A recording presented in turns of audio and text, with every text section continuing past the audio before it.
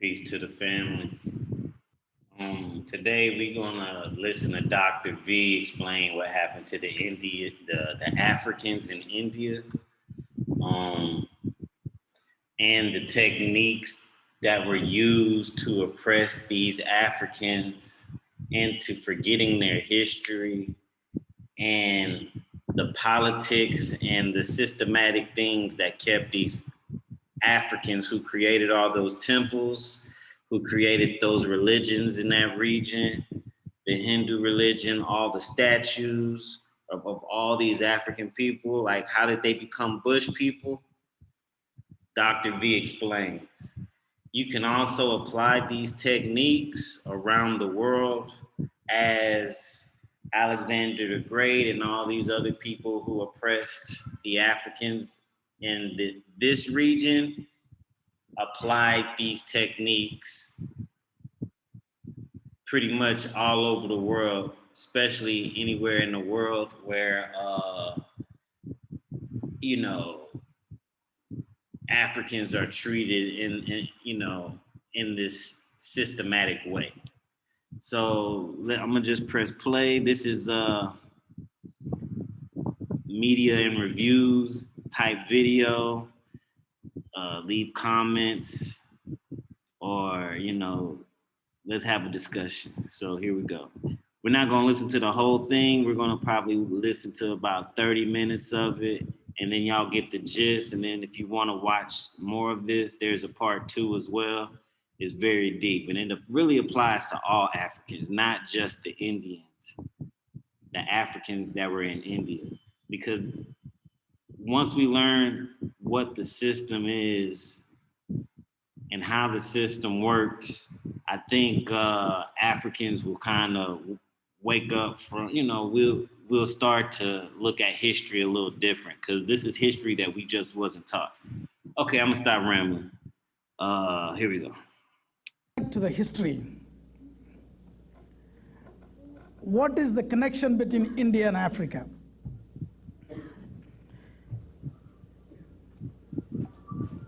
I think by now probably a lot of people know, because I've asked that question several times, that India used to be called long time ago Eastern Ethiopia.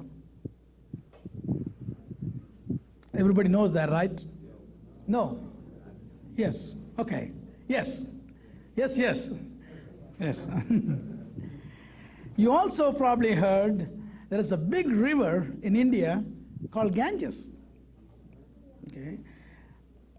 To be frank, till 2 years back, I did not know what the meaning of the word Ganges. I simply know Ganges is Ganges. Do you know the name Ganges is one of the strongest and famous emperors of Ethiopia? That's right. Do you think some crazy Aryans would name a big river in India after an African emperor? Would not. Simple logic says that. In southern part of India, a particular god is being worshipped by the local people. His name is Murugan. He is always on top of the hill. And you go back to Eastern Africa, even today, for more than 25 tribals worship a god which is on the hill. His name is Murungu. And obviously there's no connection between these two people over 7,000, 8,000, 10,000 years. So I'm trying to bridge the gap. There is a distinct and clear connection between the ancient India and the ancient Africa. And that is where I want to go back to the Indus Valley civilization. I think most of you would have heard that, or maybe would have studied in school, which is as ancient as the Egypt Nile Valley civilization. Okay. I want to confess that I am not a historian. I'm not an archaeologist, a sociologist. I'm a good for nothing engineer. Okay. So I'm not trying to go into the details, archaeological details. I will leave that to Brother Runoko Rashidi when he comes next. But the original inhabitants or the original creators of the Indus Valley civilization, which is also called Mohenjo-daro and Harappa, or Harappan civilization, was created by the black man. People came from Africa. About 7,000 BC, which is 9,000 years back, maybe even earlier than that. They brought agriculture. They domesticated most of the animals. They were highly civilized. They had two-story buildings, sanitation systems, sewage system. They had a built-in screening system in the sewage, so the solids would not block the liquid passage. They had chutes, so they can drop the garbage from the upper level to lower levels. They had individual wells. They had courtyards. Highly civilized conditions they were living. They're very peaceful agricultural people. Very well flourishing civilization. This is the original black people. Then about, I think, 5,000 BC, small groups of people from Mediterranean started coming into Indus Valley. The Indus Valley I'm referring right now, if you could imagine Pakistan, and that is where the original Indus Valley people lived. Harappa and Mohenjo-daro, those are two main cities that they lived. And that was not discovered till, I think, 1846 or something by the British. Before that, we did not even know that we had a civilization. The British, obviously, they were trying to build railway lines, and they stumbled into the civilization. When these Mediterranean people came, they mingled with the local black people. And obviously, there is a certain amount of intermingling and maybe a slight change in features. That is the people they started calling themselves Dravidians. Maybe Brother Inuni might be able to give a little detailed definition as what the Dravidian means. I'm not quite sure, even though I call myself a Dravidian. But anyway, that is how the word Dravidian came into picture. To me, Dravidian and a black are one and the same. As a matter of fact, that is how it is being used in the Vedas and scriptures of the Hindu religion, which I'll go into a little later. Okay. And even today, in India, normally the dark-skinned people are referred as Dravidians. Okay. When these Dravidians were living comfortably, about 3000 BC, between 3000 and 2000 BC, nomadic white Aryans came from the Central Asia. They were looking for food. They were just wandering around. They were huge, big people. The one thing, sadly, they had is they domesticated horses, which the Dravidians did not.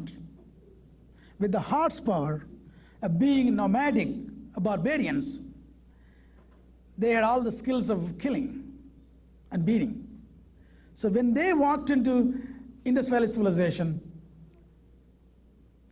they found a glorious people living.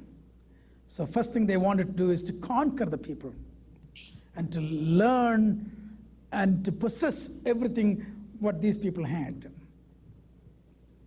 A conflict took place. A war took place. It went on for several hundred years. Obviously, when the people came, the Aryans came, there is no very clear-cut statistics how many women came with them. The perception is that not too many women they brought with them, the white women. So there is already a mixing of color started during the period of struggle. So when the white man started having offsprings closer to white skin, not exactly white, closer to white skin, they started dividing these people into different groups. The highest being the purest white. The second group, little darker. The third group is little darker. And then they assigned positions or jobs or trades according to the color. The purest color had the best job. The second color, the lowest color, had the second level job. And the third level color had the third level job, and the fourth one is the darkest color. Okay. The purest guy, the white man, they called themselves Brahmins. Brahmins, the word Brahmin comes from the word Brahma. Brahma is the creator of the religion that they later on invented. When they came in, they did not have a religion. Our ancestors had nature worship. That is what they did. They did not have any ritualism. They simply worshipped the sun and the rain and the fire and the air. That is the type of worship they had. They also worshipped cattle, the cows, and the bulls, because that is what is used in their agriculture. So they wanted to thank them. As a matter of fact, even today in South India, where most of the Dravidians live, we have 1 day or 2 days. 1 day we equivalent to Thanksgiving, but we thank the sun, because without sun we cannot have agriculture. And the second day we thank the oxen and the bulls and all that. Even today it's happening. So this is our ancestry. But these guys, they created their own gods. Brahma is the creator. So the pure white Aryans, they call themselves Brahmins. Brahmins, I guess it's also meaning the wise man. That is according to them, obviously not according to me. Okay? So their duty or their exclusive profession is priesthood and teaching. They are the only one can read and write. And they are the only one can obviously be the priest. That means be close to the God, and essentially they call themselves the God. On earth, they are the God. The second lighter skin guy got the job of a trader, trading and accounting and taking care of the business. The third guy, the third darker guy, is the warrior. And the big guys, they picked all these guys, okay, you're going to protect us. This is the people came from their offsprings. But the indigenous people, we were fighting with them all the time, and were captured and made as slaves to serve the first three. At that time, I think it really meant classes. The fourth one is called the Shudras. They're in fact the slaves of the three upper castes. So the first three castes are called the upper castes. And the fourth one is the Shudra, or a slave. But that doesn't end the story there. The people who fought with these Aryans but could not withstand and ran off into the jungles are called the tribals. And even today, you can see tribals in India. If you go and look at them, you wouldn't distinguish them from any other African in Africa. Every features, the curly hair, the big lips, and everything. Dark color, dark skin. In between, the guys did not run away, the guys did not surrender, but kept fighting all the time. Ultimately, the Aryans took these people as slaves, but they're so furious because these people did not surrender like the Shudras, and they said, okay, you guys, we're going to punish you, and we're going to call you Untouchables. Because we can touch you, because if we touch you, we'll pollute ourselves. And we're going to designate the kind of jobs which are called polluting jobs. Cleaning the street, cleaning the bathrooms, carrying the dead animals, and everything which goes along is called polluting or filthy. And then we're going to make you to live away from this town, away from the villages, segregated. These are called the outcast or untouchables. This is initially started as a kind of a class system. And I want to make sure we clearly understand the difference between class and caste. There is a big difference. A lot of people do not understand, or if you talk to a lot of Indians walking around here, either they do not understand or they purposely lie to you. Okay? They do. There is a valley and a hill difference between the word caste and class. So this started as a class system, but then the Aryans worried about the purity of their race. They wanted to make sure that they have no more intermingling between these castes, so the Brahmins can control them better. They wanted to keep those people within the two walls, or the four walls. How can we do that? We need to make sure there is no crossbreeding. That's the first thing we want to do. How can we do that? We're going to introduce religion. That's the best way. You want to subjugate somebody, you introduce religion.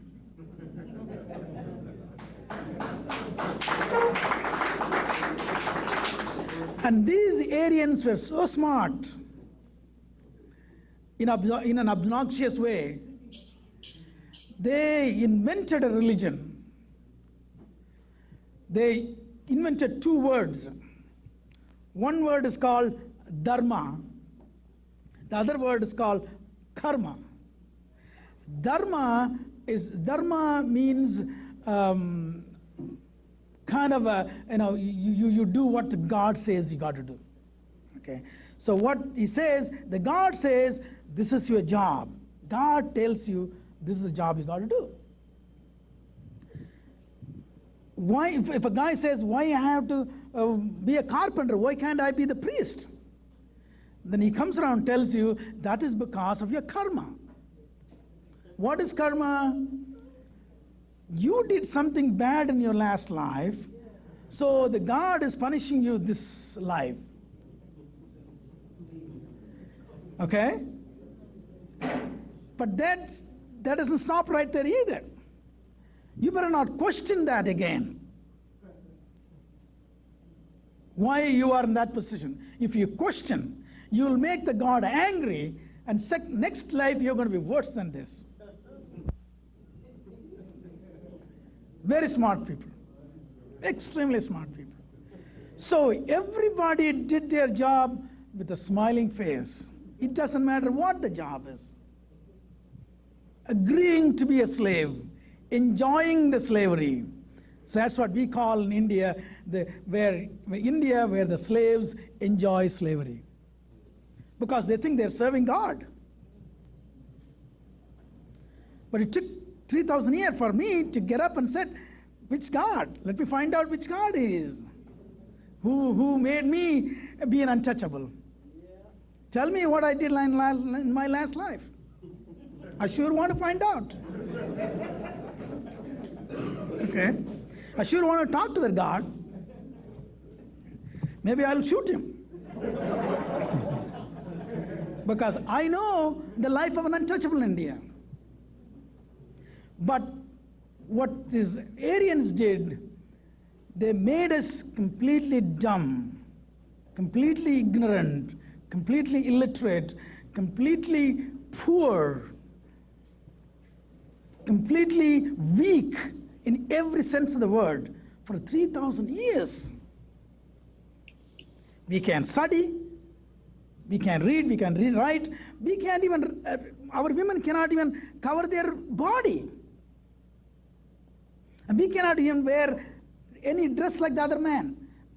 I'll go back later on and read some of the scriptures, which is the holy books of Hindu holy books, where it says an untouchable, the dress of an untouchable has to be the dress of the dead corpus.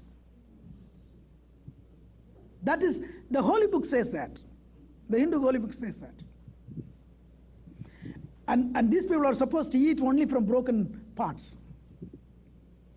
So when they have systematically made these people for so long, they completely accepted their faith, so-called faith. I said, well, obviously I've done such a bad thing in my last life. I have no choice. So I might as well hope for better life in next life, better things in next life, or maybe better life for my child in my next life. So let me faithfully follow my dharma. So I don't even have a mind to question as to why I am an untouchable and this guy sits on top of the hill. Okay? It took 3,000-4,000 years for us to even think about it. Okay? This is what is called Varnashrama Dharma, which is Varna means color. In Sanskrit, the word Varna is color. So the religion today is called Hinduism. The original name is not Hinduism. It is either called Brahminism. Brahminism. Meaning that you accept Brahmin as a superior.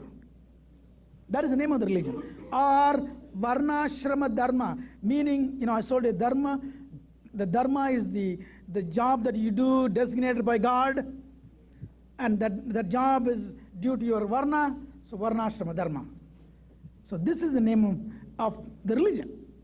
Till 9th century AD, when the Persians ran into India, they saw the river, the Sindh River, the Indus Valley civilization, which is the river called Sindh. They said, well, this is Sindh River, so this place called Sindh. But they can't pronounce yes somehow. They couldn't pronounce yes. So they called them Hind. Then they said, everybody who lived in this part of the country called Hindus. For them, everybody other than who followed Islam were Hindus. Even though an untouchable who is an outcast, because to be an Hindu, you got to have a caste.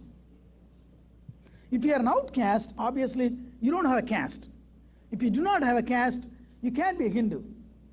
But for the purposes of the Brahmins and the other upper caste, it is for their advantage to call the untouchables as Hindus, so they can faithfully, obediently do your job. So they called them as Hindus. And the untouchables, not knowing what's going on, agreed, we are also Hindus. Except I can't go into their temples, I cannot go into the streets where the upper caste live, except to clean their bathrooms. Okay? So we were the outcasts.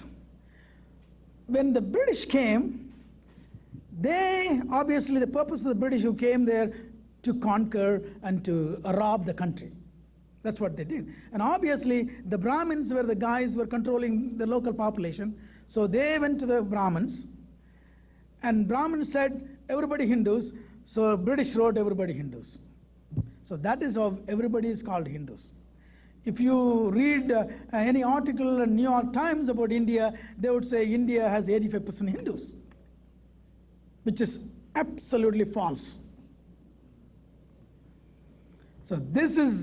So tomorrow, if you happen to see an Indian on the street, if you ask him what religion do you follow, if he says Hinduism, you should say, you mean to say Brahminism?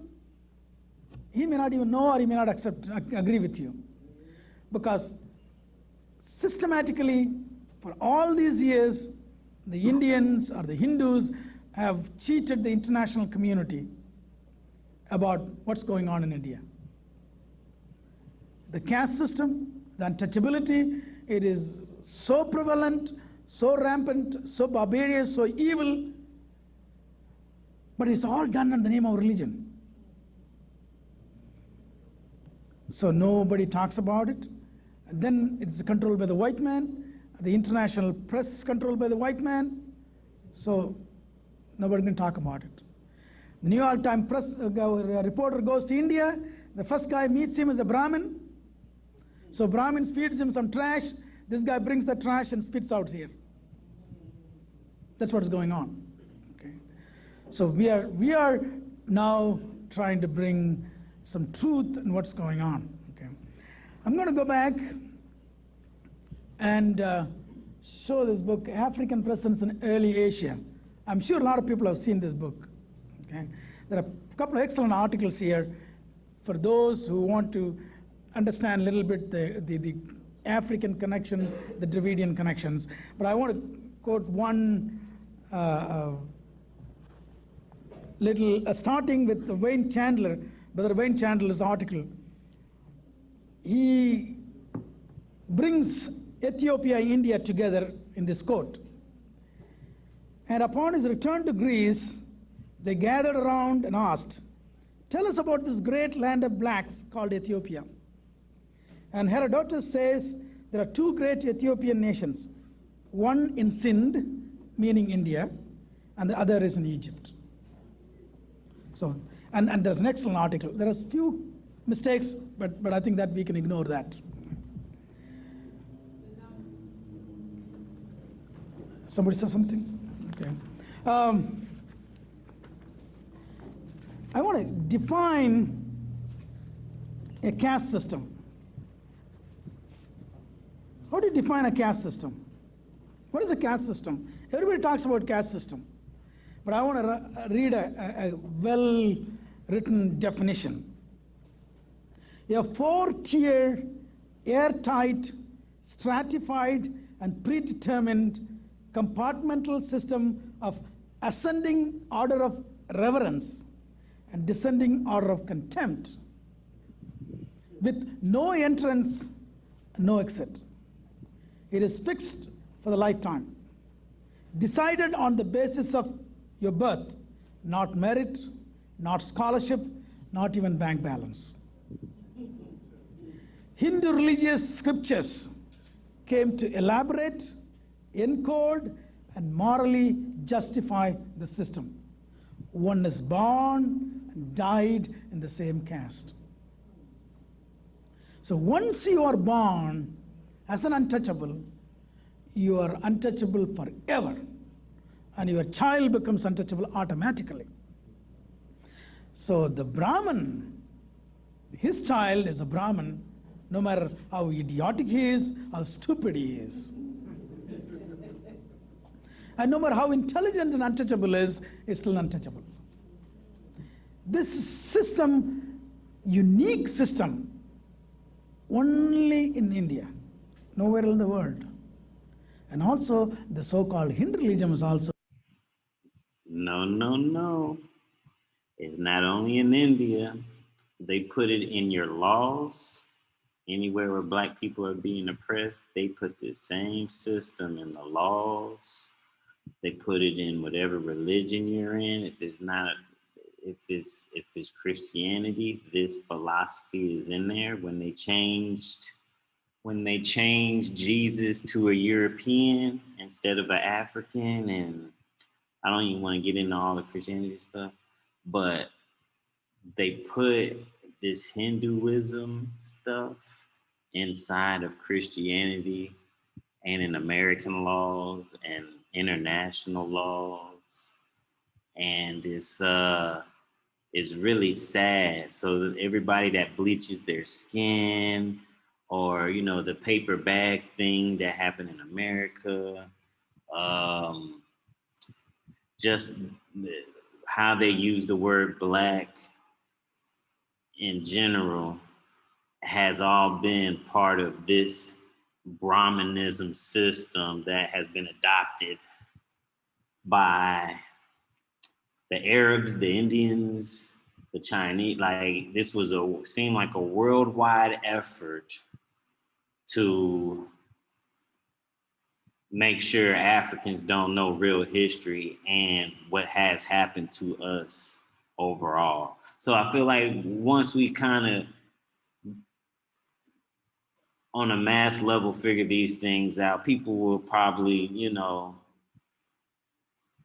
I think we will heal ourselves, reach, how does it go? Reach one, teach one, or something like that. Teach one, reach one, something like that. I don't know. So I'm gonna let this play a little while longer, but definitely listen to this whole thing. And oh,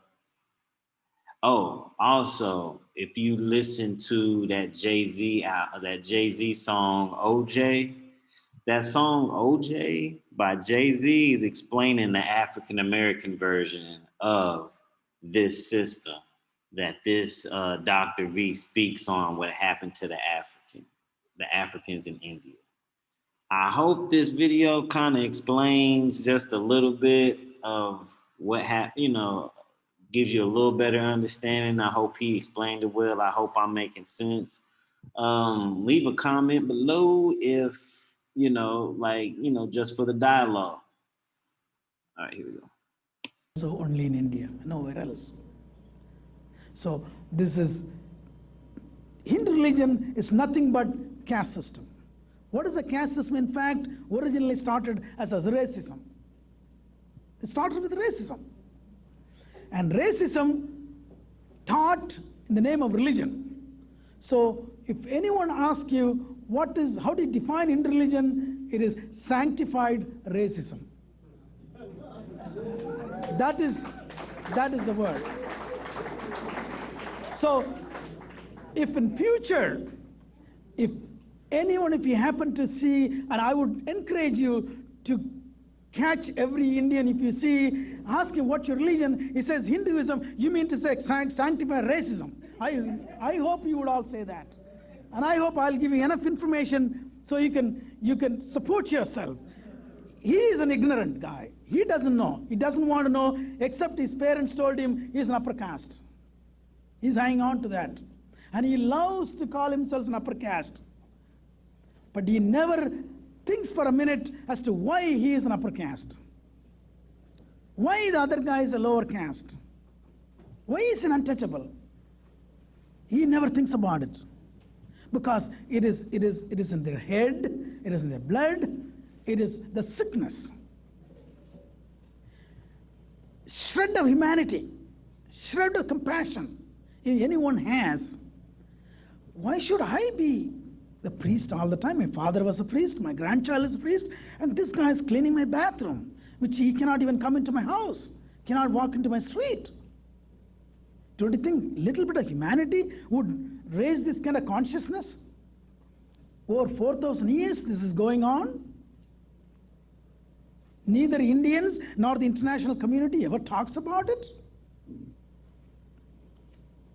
And today there is a war going on in Bosnia. They say, let's start an inquiry, war criminal inquiry. I mean, here an oppression, systematic oppression going on for 4,000 years, nobody talks about it. What is the reason? 200 million people are suffering today. And nobody talks about it. One of the... All right, so that's where I'll end it off at. Yeah, I'll end up doing more videos if this one works out. I feel like this is way more easier for me. I don't really look at myself as a YouTuber, but if y'all are into this information, I can give you a bunch of it. Peace.